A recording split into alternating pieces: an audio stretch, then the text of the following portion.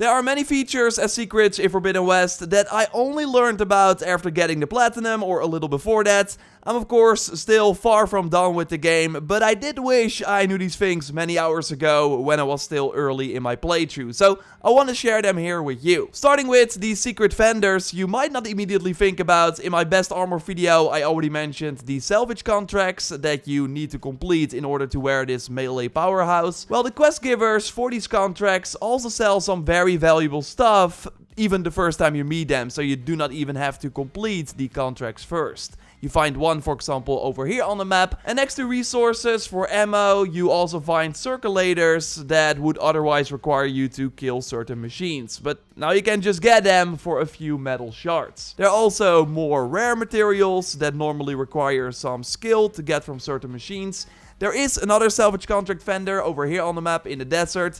That one seems to sell the same things, but the final salvage vendor, which over here on the map, also has a large machine cores for sale, which you normally only get from taking out bigger machines. The legendary item is the Stalker Stealth Generator, which can be tricky to shoot off because Stalkers are of course hard to spot and kinda annoying to take out. But in the shop I can just buy them for processed metal blocks, which you might know from Horizon Zero Dawn. You can loot these from scrap piles or from scrappers or scroungers, which are near these locations. So I found a great farm for this, starting over here on the map at a scrapper site. Take the machines out and you can also check the piles the first time you do this. Then I go over here to the scrounger site. You can of course sneak up to them and take them out. Or I love this melee combo with the resonator blast that easily would kill them. Then I just return to the campfire and go to the scrapper side again and rinse and repeat. So then going back to the scrounger side. So these metal blocks are not a guaranteed drop from these machines, but I did get the blocks pretty fast.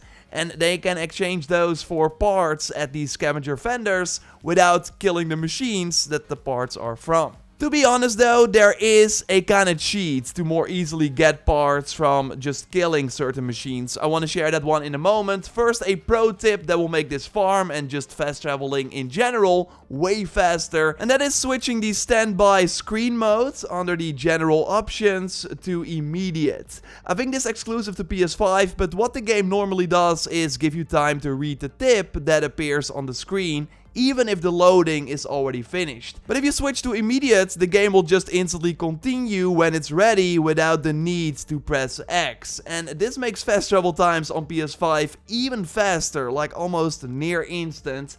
So especially later on in the game when you don't need the tips anymore, this feature will save you a lot of time. And I got way more time savers and other wild tricks. Of course, if you like the video so far, then leaving a like on it would really support the channel. And subscribe because I got way more Horizon content coming your way. At one point during the metal blocks farm, I made a stop at a shelter to refill my berries so I could heal myself again. But did you actually know that you can buy these berries in the game too? It's pretty wild. You can already get them at the herbalist in Chain Scrape. They're only one metal shard each, and they can just run to your stash, put the berries in, then buy the max again, and also just rinse and repeat. A better spot for this is over here on the map at Arrowhand, because there the herbalist and the stash are very close to each other. And also if you upgraded the pouch, you can buy more, so do this tactic even faster. And then you basically never run out of berries again, and also don't really have to worry about picking them up all the time. Now the next one is crazy. Speaking about things you want to pick up, like machine loots, I will have way more smaller gameplay tips after this one as well. But Angelo, Alex, and Starcat, and also some other people in the comments on the recent videos,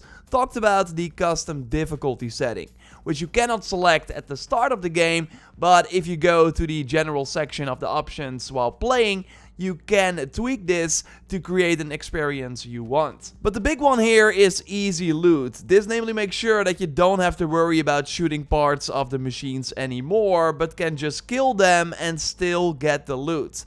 Normally, to get the sound cell of a burrower, You have to shoot it when it does its stun attack. But now with this feature on, I can sneak up to it, instantly killing it, and then I'm still able to loot the sound cell. So this will make farming for upgrades and weapons way easier, but as I said, it also feels kind of like a cheat. Like I can now just brute force this stalker, and then when I loot it, I get the stealth generator without shooting it off. I personally think it kind of ruins a very cool part about the game where you really have to think of a strategy to take the machine out, but still get a certain part. I still wanted to share it. It's of course up to you if you want to apply it or not. Other settings that are nice to know about and that I do think are nice to activate are, for example, at the bottom of the control section, you can select auto sprint for Aloy, so she always runs instead of having to press L3 all the time. And you can also turn this on for your mount, which is even better in my opinion, so you don't have to hold X. And this also works during the gauntlet races, so then you always go at max speed and can fully focus on hitting enemies with your bow and picking up ammo to do so. Makes this activity way more manageable if you were having trouble. And if you don't want to scan the environment for climbable surfaces anymore, they can just turn the annotations always on in the visual tab of the options menu. So then you always know what is climbable without having to use the focus. It can be a bit immersion breaking though, but it's nice that the option is there for if you want to use it. Another maybe immersion breaking thing, but that I actually really like, is that you can change the weather, because as you might know, I like to record when it's daytime. During night it's kind of hard to see things, so I don't want to use that footage in videos, so I'm happy with the change time of day feature at the shelters. But then still in the morning it can be dark and rainy when you spawn at the campfire. Well, you can very easily change that by simply pressing options and then hitting restart from save. Of course, it's a bit faster on PS5, but this will almost always instantly change the weather to sun, and they can play without having the rain all the time. I love it. And another thing I cannot live without, but that I started using very late, is the quick weapon swap you also find under the control settings. By turning this on, you can with one press of L1 switch to a different weapon.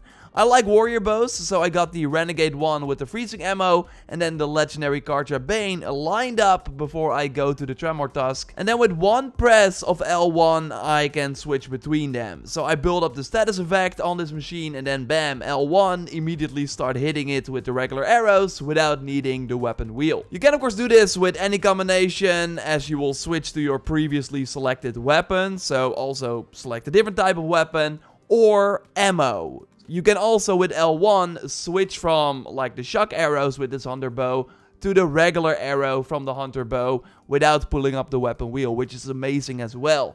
It just makes hunting machines way more streamlined if you got this under control. If you found some interesting things that I did not talk about yet, then totally let me know in the comments down below. Subscribe for way more Horizon content like this if you haven't already. A like on the video would of course really help me out. And check out our previous video on the best armor sets in the game by clicking on the screen. For now though, I will speak to you in the next one. Goodbye.